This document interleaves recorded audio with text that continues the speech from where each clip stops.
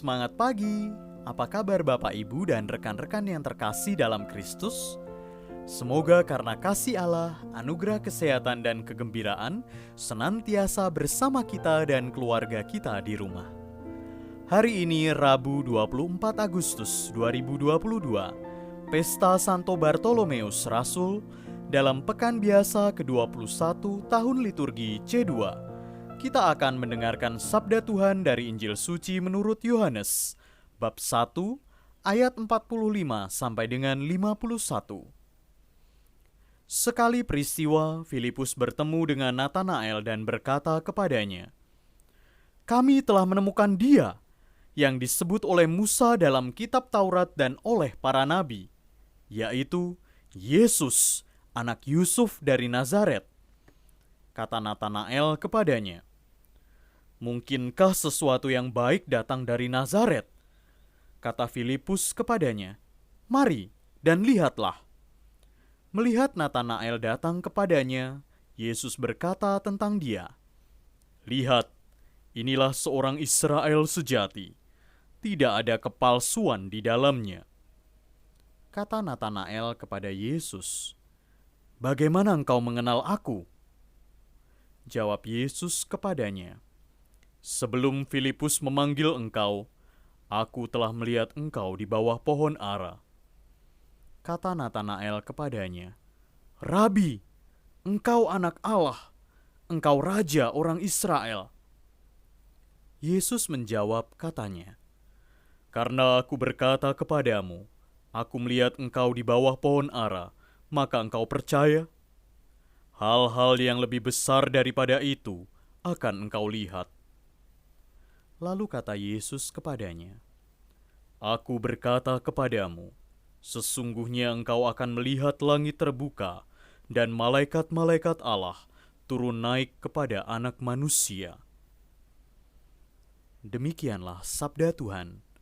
Terpujilah Kristus.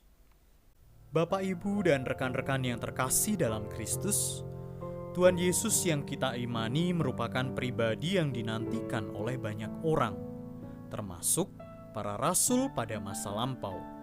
Setidaknya ada dua ungkapan jati diri Tuhan Yesus yang disampaikan oleh Filipus dan Natanael pada perikop Injil hari ini. Pertama, kesaksian Filipus kepada Natanael bahwa Tuhan Yesus adalah Dia yang disebut oleh Musa dalam kitab Taurat dan oleh para nabi. Ungkapan Filipus ini menjelaskan bahwa Tuhan Yesus telah dinubuatkan dan dirindukan sebagai pemenuhan pengharapan perjanjian lama. Kesaksian yang kedua diungkapkan Natanael kepada Tuhan Yesus sendiri. "Engkau adalah anak Allah, engkau raja orang Israel." Hal ini diungkapkan Natanael sebagai afirmasi atas ungkapan Filipus tentang Tuhan Yesus, sekaligus bentuk ketakjuban Natanael atas pernyataan Tuhan Yesus yang telah mengenal siapa dirinya sebelum perjumpaan itu terjadi. Walaupun Natanael ataupun yang disebut Bartolomeus oleh penginjil lain awalnya tidak percaya kabar tentang Tuhan Yesus, ia sendiri yang justru mengungkapkan kebenaran jati diri Tuhan Yesus.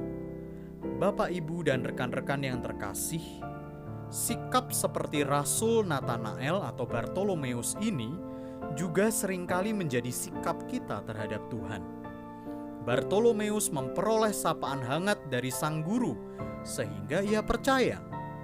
Kita juga seringkali berada di sisi yang sama dengan Bartolomeus, yakni meragukan Tuhan dan segala kebaikannya.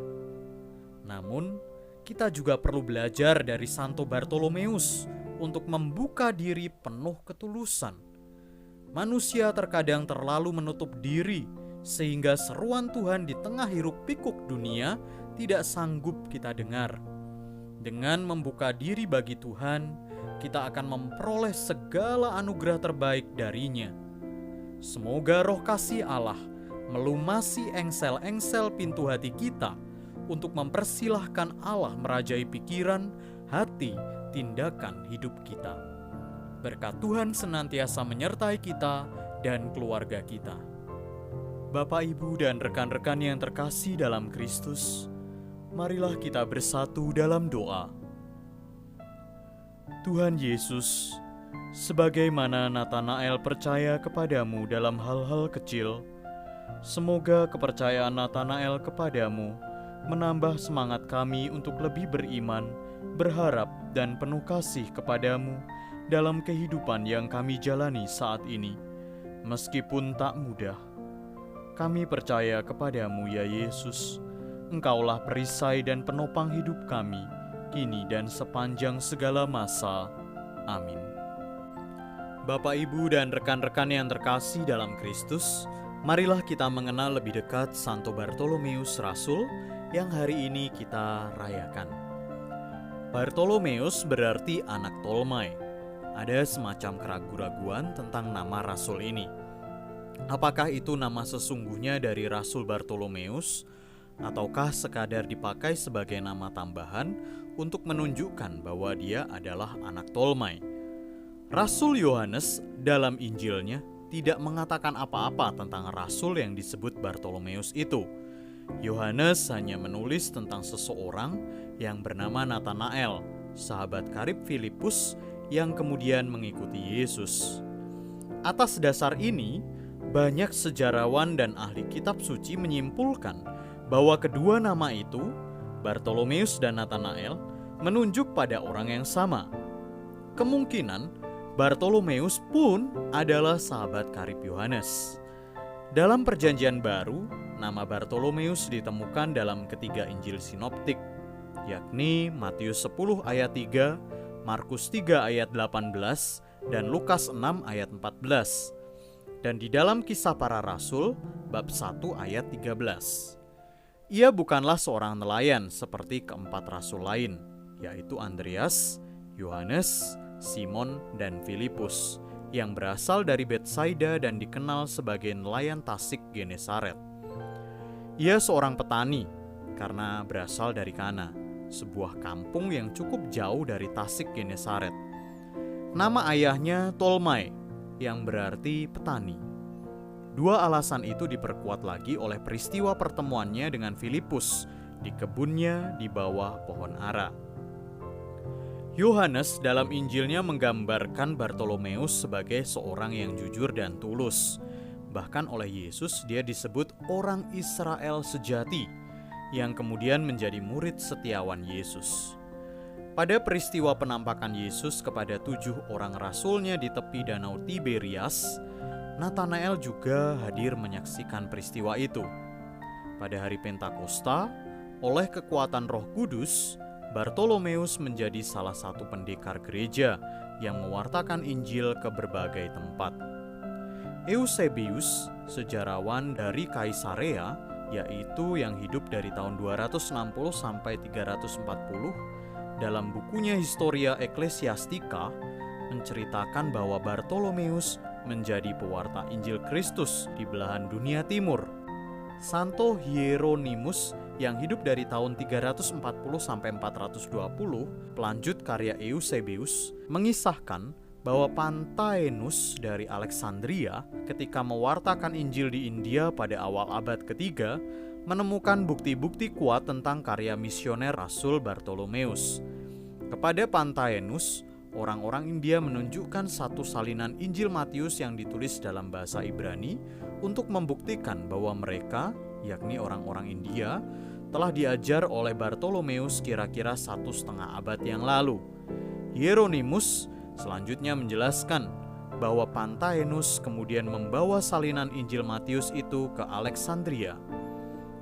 Catatan-catatan gereja lainnya tentang periode ini berbicara tentang Bartolomeus yang mewartakan Injil di Hieropolis, Asia Kecil. Di sana Bartolomeus berkarya bersama-sama dengan Filipus.